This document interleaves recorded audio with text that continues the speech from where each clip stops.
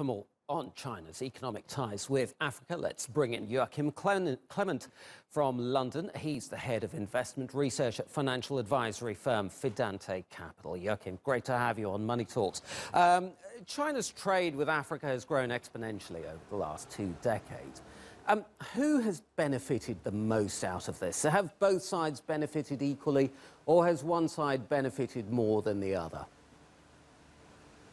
I think in the beginning, the African countries have probably benefited more.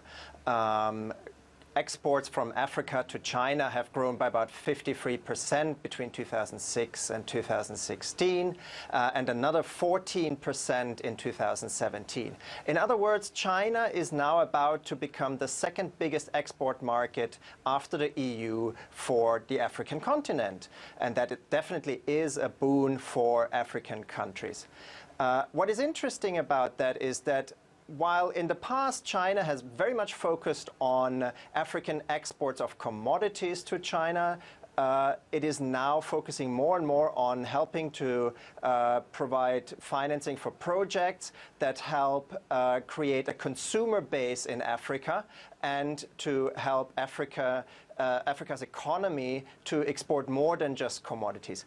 In a sense, to me, this is like the Marshall Plan that the Americans had in Europe in place after the Second World War to rebuild that entire continent and to basically create a consumer base that will, after a while, start to consume, in this case, Chinese exports and Chinese products. Right. I'm glad you brought up the Marshall Plan because a lot of comparisons have been drawn between One Belt, One Road and the Marshall Plan. But a crucial difference, to my mind, between the two is that the Marshall Plan essentially gave money to a lot of countries in Europe, as opposed to lending money. And that is what Beijing is doing. And that is what's the accusation against Beijing right now, that it's trapping a lot of these poorer countries in a debt trap. What's your reaction to that?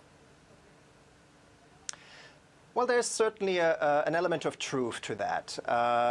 We've seen the episode in Sri Lanka where China was handing out $1.5 billion loan to finance a new harbor in Sri Lanka. And when Sri Lanka defaulted on that loan, China took possession of that harbor and now has a harbor in Sri Lanka, which is part of their One Belt, One Road initiative, right in the middle of the Indian Ocean and right next to the local strategic rival, India.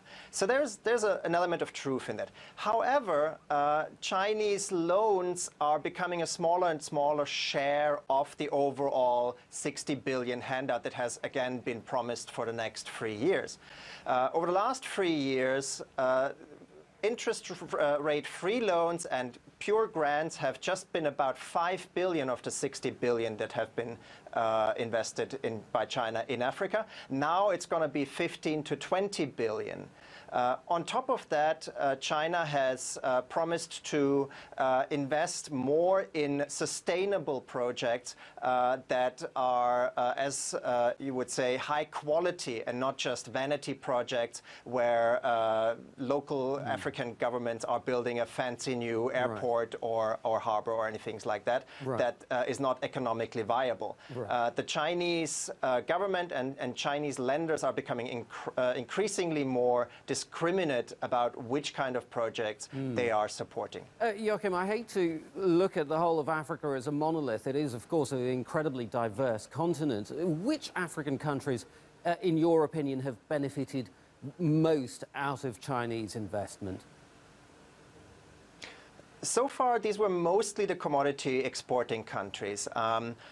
The top 10 commodity exporters from Nigeria to South Africa to Uganda, etc., those were the ones who received most of Chinese foreign direct investments.